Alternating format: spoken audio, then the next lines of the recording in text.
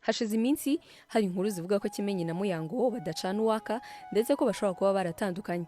Kuri ubu biravuga ko DJ Brian yagize uruhare mu isenyuka ry'urugo rw'aba bombi. Imbarutso yo kumenyekana kw'aya makuru y'amabanga y'urugo rwa Muyango na Kimenyi yaturutse ku mwuka mubi wavumbutse hagati ya Keza Teriski na Muyango. Uyu mwuka warenze abo bombi hagati yabo ugeraho utuma bishishanya kugeza aho Keza Teriski aheruka gutungurwa nuko Miss Muyango yashatse kumwubikira imbehe mu kazi bagombaga guhuriramo mu ijoro ryo kwa 27 Kamena 2025. Nakazi bagombaga guhuriramo na Shadibu mu kabari kitwa Paddock Lounge. Gusa Keza Teriski yavuze ko kwa 26 Kamena 2025 Muyango yahamagaye ba nyiri kabari ababwira ko badashobora gukorana, ko bakwiye guhitamo umwe muri bo.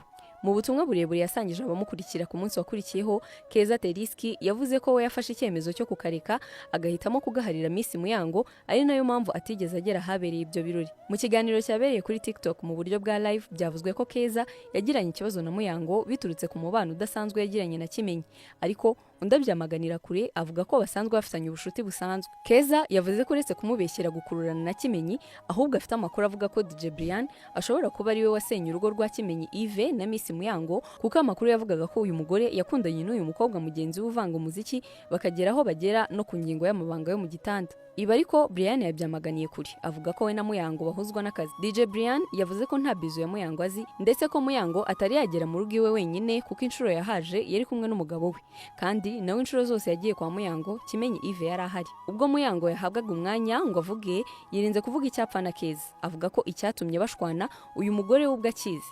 Yamusabye ko ibyo yamukoreye atazigera agira undi abikorera, asaba abantu kureka guta umwanya ku byabo kuko bifite amateka yabo kandi bizakemurwa n'Imana. Keza yahise avuga ko Muyango akwiriye kuvuga icyo bapfa agaca amazimwe. Muyango ariko yanze kuripfana kuko nanone yaje avuga ko ikintu cya mbere apfa na Keza ari uko yashatse kumutangamo pasi. Yakomeje avuga ko ibyo Keza akora birimo gukangisha abagabo afitiye amashusho y'ubwambure bwabo kuyashyira hanze mu gihe baba batamuhaye amafaranga. Ku byo kuryamana na Brian, Muyango yavuze ko ari urwitwazo rwazanywe na Keza kugira ngo yinjirire urugo rwe. Mu kunyomoza ibyo Muyango yavuze, Keza yahise ashyiramo amajwi ya Kimenyi ari kumubwira ukuntu DJ Brian yamutwaye umugore kugeza aho we yarasigaye amujyana muri gym kandi we yaramukoragaho undi akamubera ibamba. Keza yavuze ko gutangamo pasi Muyango nta kintu kibi yabikoreye, ahubwo aba bombi we n'uwo mugabo bari bakeneranye, kandi uyu mugore akaba atari umwana utarageza imyaka y'ubukure ku buryo bamufatirana.